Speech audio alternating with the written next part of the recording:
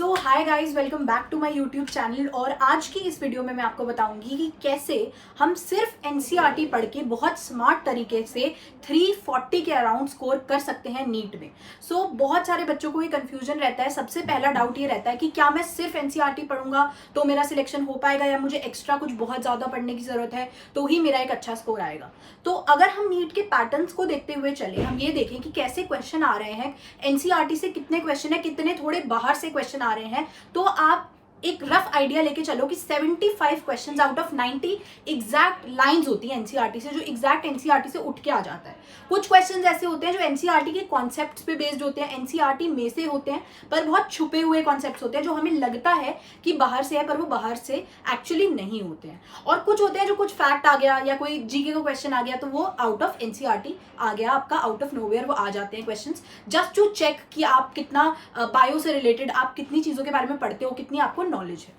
सो अब सवाल आता है कि हमें क्या टारगेट करना चाहिए। तो सबसे पहले आपको ये सोचना है कि क्या मुझे 75 क्वेश्चन सही करके 300 नंबर लाने हैं, या वो बचे हुए 15 क्वेश्चन पे फोकस करना है। दोनों में से चॉइस पहली आपकी है। आई वुड इंटरप्रेट कि आप लोग सभी यही कहोगे कि मुझे पहले 300 नंबर तो अपने पूरे पक्के करने हैं ना, उसके बाद मैं आगे के नंबर अपने बढ़ाऊंगा, क्योंकि 60 नंबर लाने का तो कोई मुझे फायदा नहीं है, मुझे तो 300 प्लस अपना स्कोर लाना है। तो इसका मतलब ये है कि हमारा प्राइम फोकस जो है वो एनसीईआरटी पे ही होना चाहिए, ताकि वो जो 75 क्वेश्चन सिर्फ एनसीईआरटी से डायरेक्टली उठ के आ जाए वो मेरे बिल्कुल बिल्कुल सही हो जाए। तो पहला हमारा फोकस ये रहना चाहिए। तो प्लीज कभी भी अपनी तैयारी ये सोच के मत शुरू करना कि मुझे एक्स्ट्रा वाले या मुश्किल वाले या आउट ऑफ सिलेबस वाले क्वेश्चन सही करने हैं। हमें अपने क्वेश्चन कौन से सही करने हैं, हमारा फोकस का होना चाहिए 75 पहले सही करने में, तो वहां पे अपना ध्यान रखना है। अब सवाल ये आता है कि एनसीईआरटी को कैसे पढ़ना चाहिए, कैसे मेरा स्कोर काफी अच्छा है। तो पहले आपको ना एनसीईआरटी को समझना होगा कि हमें ऐसा क्यों लगता है कि कुछ चीजें बाहर से आ रही हैं जो एनसीईआरटी में नहीं है। तो एनसीईआरटी ना एक ऐसी बुक है जिसमें ना चीजों को, कॉन्सेप्ट्स को बहुत ही ज्यादा कॉन्साइज फॉर्म में लिखा हुआ है। तो अगर हम उसको एक फर्स्ट लुक देते हैं, पहली बार उस चीज को पढ़ते हैं, तो हमें लगता है कि यार ये तो समझ ही नहीं आया, या 3-4 लाइन दी है, मुझे पूरा कॉन्सेप्ट क्लियर नहीं होता है। तो हम क्या करते हैं, हम कोई एक्स्ट्रा इन्फॉर्मेशन ऑनलाइन वीडियो देख लेते हैं, कोई कोचिंग कर लेते हैं, या कोई ट्यूशन क्लासेस कर लेते हैं, और हम क्या करते हैं, उनके मॉड्यूल, उनकी इन्फॉर्मेशन से क्या करते हैं, हम उन 3 लाइनों को, 4 लाइनों को जो एनसीईआरटी में लिखी है उनको समझने की कोशिश करते हैं। सो आप एक्चुअली क्या कर रहे हो, जो एक्स्ट्रा मटेरियल आप पढ़ रहे हो, कोई भी इन्फॉर्मेशन, कोई भी मॉड्यूल, कोई भी वीडियो, तो आप क्या कर रहे हो, उस एक्स्ट्रा इन्फॉर्मेशन से अपनी उस एनसीईआरटी को ही समझ रहे हो। तो पहले ये बात क्लियर करो, एक्स्ट्रा इन्फॉर्मेशन का मतलब ये नहीं है कि आप एक्स्ट्रा फैक्ट्स रटोगे। ऐसे फैक्ट्स जो एनसीईआरटी में नहीं है आपको वो रटने शुरू कर देने हैं, तभी आपका अच्छे मार्क्स आ पाएंगे। आप एक्स्ट्रा इन्फॉर्मेशन क्यों यूज करते हो, ताकि हम वो जो कॉन्सेप्ट एनसीईआरटी में बहुत ही कॉन्साइज फॉर्म में दिया है, जो मुझे समझ नहीं आ रहा है, वो मैं उस इन्फॉर्मेशन के थ्रू समझ पाऊं। तो पहले ये चीज अपनी क्लियर रखना। अब बात आती है कि जब भी आप एनसीईआरटी पढ़ो, आप मुझसे इस बात को रिलेट करोगे कि आप मुझे जरूर कमेंट सेक्शन में बताना अगर आप रिलेट कर पाते हो तो, कि जब हम एनसीईआरटी पहली बार पढ़ते हैं तो हमें ना बहुत सारी चीजें नहीं समझ आती है, हमें लगता है क्या लिखा हुआ है, ये तो याद करना पड़ेगा, कुछ नहीं समझ आ रहा है स्टेटमेंट्स। जब हम वही एनसीईआरटी चौथी बार पढ़ते हैं तो आधी से ज्यादा चीजें ऐसी होंगी जो आपको ऑलरेडी पता होंगी, जो अगर आपने कॉन्सेप्ट समझा है तो आपको पता होंगी वो चीजें, और कुछ 2-4 पॉइंट होंगे जो आपको याद करने, रटने वाले होंगे, कि मतलब ये तो एग्जाम्पल है तो ये तो रटना ही पड़ेगा।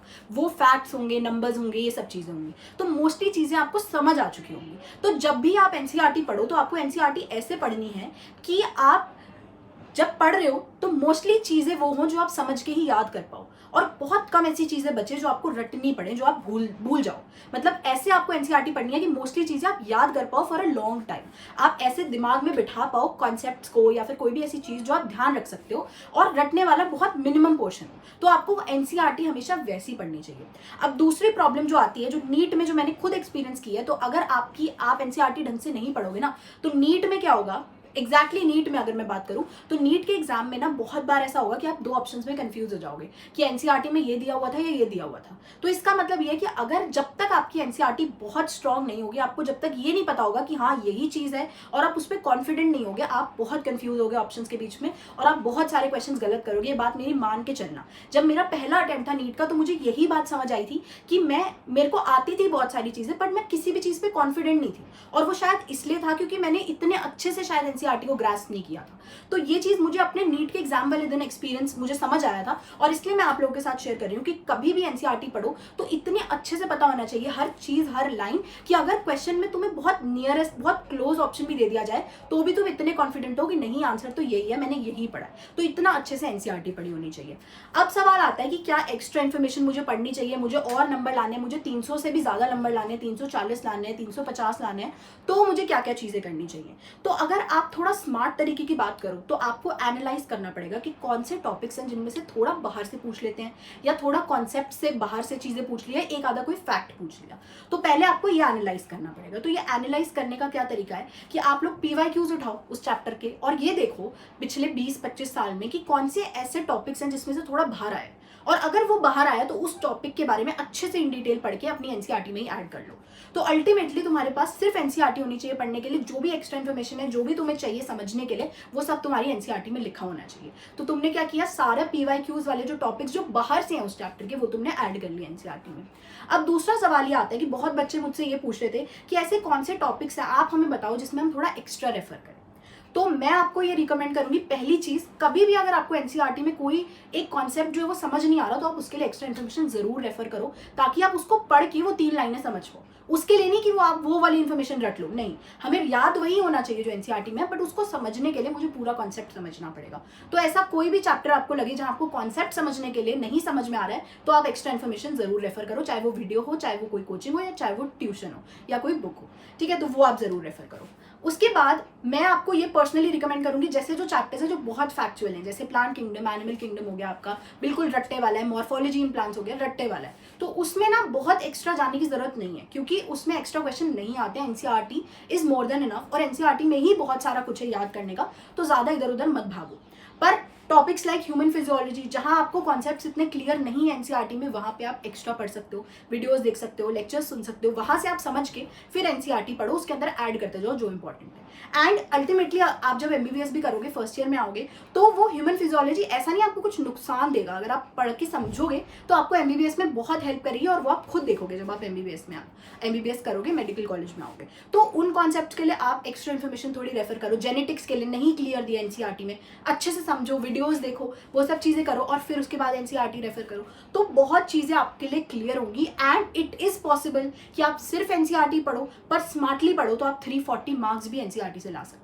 बट आपके कॉन्सेप्ट्स क्लियर होने चाहिए। एंड मैं आपको ये भी रिकमेंड करूंगी कि प्लीज एनसीईआरटी या बायो को रटो मत। आप ये मत सोचो लास्ट के 3 महीने में रट लूंगा सिलेक्शन हो जाएगा, नहीं होता है। आपको समझना चाहिए ताकि आप ऑप्शंस में कंफ्यूज ना हो, ताकि अगर क्वेश्चन थोड़ा घुमा दे, ट्विस्ट कर दे, तो आपको पता हो कि हाँ ये कॉन्सेप्ट है, तो इसका आंसर यही हो सकता है। बहुत चीजें ऐसी हैं बायो में जो रट्टा मारने वाली नहीं है, मैं मानती हूँ रटने वाली चीजें हैं, बट बहुत ऐसी चीजें हैं, बहुत ऐसे कॉन्सेप्ट्स हैं जो आप समझोगे तो आप ज्यादा टाइम तक याद कर पाओगे। सो आई होप आपको ये वीडियो एक्चुअली हेल्प की हो। मैं हमेशा अपने एक्सपीरियंसेस जो है, जो मैंने खुद चीजें सीखी हैं, वो आपके साथ शेयर करने की कोशिश करती हूँ।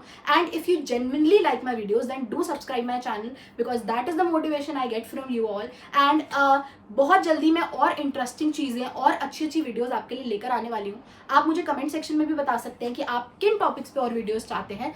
फिजिक्स और केमिस्ट्री की मैं ऐसी वीडियो बना चुकी हूँ, आप वो जरूर चेक कर लेना, मैं डिस्क्रिप्शन में लिंक दे दूंगी उसका। एंड टेलीग्राम चैनल ज्वाइन कर सकते हो, वहाँ पे मैं अपने सारे नोट्स अपलोड करती रहती हूँ, मुझे इंस्टाग्राम पे फॉलो कर सकते हो। And do subscribe this channel. So see you guys, stay happy, stay healthy and study smart.